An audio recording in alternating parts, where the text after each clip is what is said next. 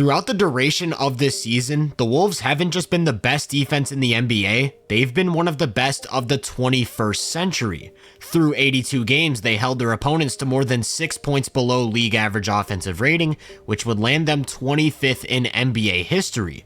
But when the playoffs rolled around, they turned that up to another level. Many viewed their first opponent, the Suns, as a serious matchup problem. Well, they got held to nearly 8 points below their regular season offense. In the second round, it was the Denver Nuggets buzzsaw, who at times have looked almost immune to great defense.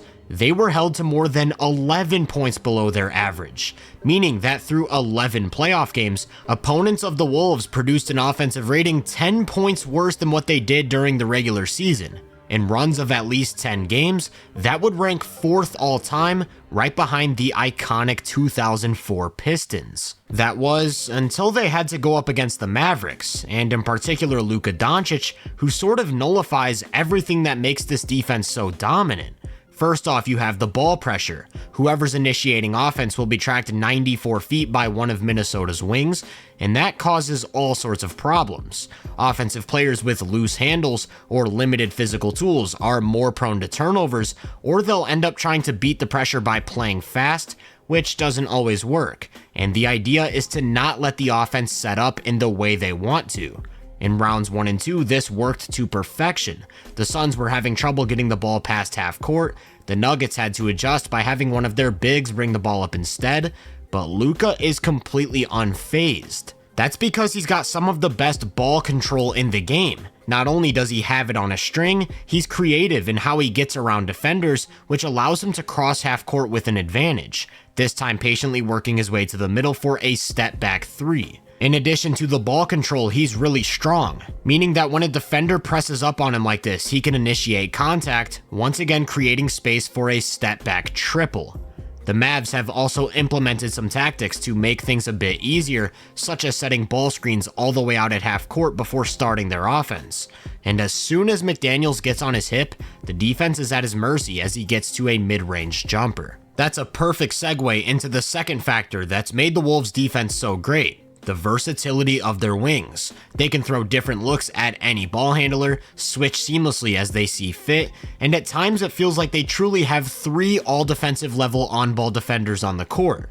Again, this has been a complete non-factor against Luka, not just because some of them are incapable of affecting him, but because all of them are. For the most part, that assignment's been given to McDaniels, and he really hasn't been able to stay in front of Luka. Once that happens, he's getting put in jail, and like I said, that's where you're at his mercy. Even when he has been able to move his feet and close off those drives, he simply isn't physically sturdy enough to hold his ground when Luka throws those shoulder bumps, which has left him with unlimited access to the mid-range. The same goes for Edwards. He's a little stronger and bulkier than Jaden, still not enough to really stop Luka from bullying his way in close. And he too has struggled to contain him off the dribble, here looking like a practice cone as Luka spins into some easy points at the rim. For a different look, and hopefully some success preventing that dribble penetration, they've also tried Alexander Walker, and that's where the size difference becomes most apparent. Not only can he shoot right over the top of him, he can turn his back to the basket and play out of the mid post, where he's every bit as crafty. And if the defense thinks about doubling him in these spots to get it out of his hands, they better think again, because he's going to make the right pass almost every time. Then the defense is put in rotation as somebody on the floor gets a good shot. So to prevent this altogether and really nullify the size advantage, they threw Kyle Anderson on him. Then we're back to problem number 1 with the blow-bys, and all that's to say he's one of the best isolation creators we've ever seen. It starts with his off-the-dribble 3-point shooting. This season, he led the NBA by a landslide at over 8 attempts a game while making an efficient 38% of them, and he's comfortable getting into these shots in a wide variety of ways, most commonly with this step back to his left. That's what demands the aggressive ball pressure in the first place. Then he's got the handle and elite change of pace to get into the defense on drives, where he forces the rest of the defense into impossible decisions. Oftentimes, it's the big who he's putting in a tough spot. You don't want to give up the floater or even worse, a layup, but step up even an inch and he's lobbing it up for the big man. And a problem for the Wolves in this series has been helping the helper. When Luka gets cross-matched with Conley and posts up, Gobert comes over to double, but nobody rotates behind him, so it's an easy lob. But even when the rotations are executed correctly, with a big stepping up to the ball and a helper sliding down to tag the dunker, that's still a collapsed defense, and where you'll start to see him spray it out to shooters for quality threes. In the rare event that his initial driving lane gets effectively closed off, that's when he'll use those bumps and some sharp footwork to create mid-range jumpers, and the level of shot making is absurd. I mean, you can't ask for any better defense from Naz Reid here. He moves his feet, absorbs contact without giving up separation, gets a hand up on the attempt. It simply does not matter. Luka has torched every one-on-one matchup thrown his way. His three-level scoring, passing ability, and seemingly flawless decision-making have all been on full display. There's still one more thing to talk about though. Finally, we arrive at the third and most important factor that has taken this Wolves defense to a different level: their one-of-one combination of size, length, and athleticism, and how that allows them to completely take away the paint. Luka has not only compromised this aspect, he's turned it into a weakness through his masterful decision-making in the spread pick and roll. Gobert's obviously at his best in drop coverage, so that's what they opened the series with, and Luka's had a field day. In order for drop to work against him, it's absolutely imperative that the point of attack defender does not try to go under the screen. If that happens, you're essentially rolling the dice with him missing that pull-up three. The key is to make sure that guy chases him over the top and off the line while the big protects the paint. There's just one problem: his in-between game. In these situations, whoever's guarding him is in a constant state of recovering from behind, and he's a master of using that defender's momentum against them, often setting up his step-back jumper. And I'm not just talking about from the mid-range. Here he uses that same move to get to the three-point line with the exact same result.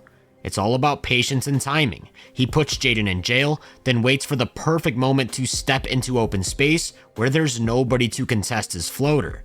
Here's another example. Jaden is stuck on his back, he slowly works his way to that floater, and the result is one of many fouls from behind in this series. The problem is that he can't really avoid those fouls. He has to be chasing Luka with all of his momentum, because you never know when he'll just turn the corner and attack the big to create a 2-on-1 advantage. I like to think of it as a game of cat and mouse. Gobert has to cover both the ball and the roll, and Luka will make sure that whatever he chooses is the wrong decision. Rudy's even tried baiting him, playing in between and hoping he can force a turnover, but Luka's timing and pinpoint accuracy on these lobs are on another level. So the obvious fix is to bring in a third defender, right? That way Gobert can play the ball, there is no lob, but then who's covering the corner when he fakes a mid-range jumper and creates a wide open three? It's also worth noting that the Mavs have consistently set up these actions with an empty corner. That way there isn't anybody who can even tag the roller, and that 2-on-1 is truly impossible to guard. As a result, over the course of this series, Minnesota has shifted to more aggressive coverages, and he's picked those apart just as much. Primarily, it's been a blitz, so what the Mavs have done is set these screens all the way out near half court. That way, when he shovels the ball to the short roll, it's a true 4-on-3 advantage, and it's a much easier decision to make for Gafford or whoever's in that position. The thing is, even with a 40-foot blitz, you can't speed Luka up. Most guys would try to get rid of it right here. He takes 2 extra dribbles to pull Gobert to the logo, then fires an incredible pass to Lively in the middle, where one more pass finds Hardy in the corner for a great look from 3. Here's another good display of that patience. Cat jumps out to him, he waits for the perfect moment to give the ball up and create a wide open 3, although PJ's unable to convert on this one. So he's cooked the drop, he's picked apart the blitz, they've also tried going to a hedge and recover. This is where Luka's playmaking is at its peak. The low man is forced into a 2-on-1, and he stares down the corner while dropping it into Lively for easy points. This next one is the pinnacle of who Luka is as a player.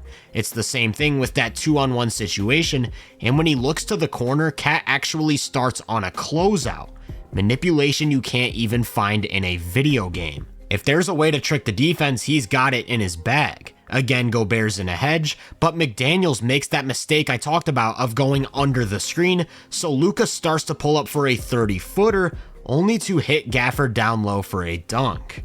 There's really only one way to prevent Luka from picking apart a numbers advantage, and that's with a switch. They tried that on the final possession of Game 2, Gobert one-on-one out in space, and I'm pretty sure we all remember how that went. Through 4 games of this series, Luka has averaged 32 points and 9 assists on nearly 60% true shooting.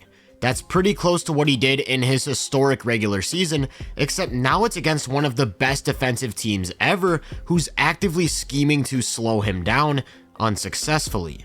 I started this video talking about how they've held teams below their typical offensive rating.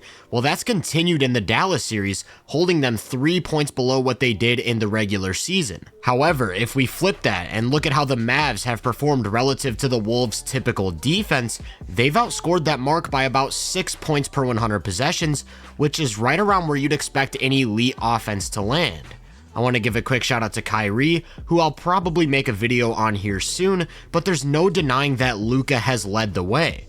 The ability to handle ball pressure, the unstoppable isolation scoring against everyone, the way he's picked apart every pick and roll coverage, this is what true offensive mastery looks like. If you enjoyed this breakdown, make sure to drop a like, subscribe, and turn my post notifications on to be first on more content. If you're interested in my more in-depth research, make sure to check out my website and social media profiles. You can find those links in the description. Feel free to let me know down in the comments what you think of Luka. As always, I hope you all have a great day, and I'll catch you guys in the next one.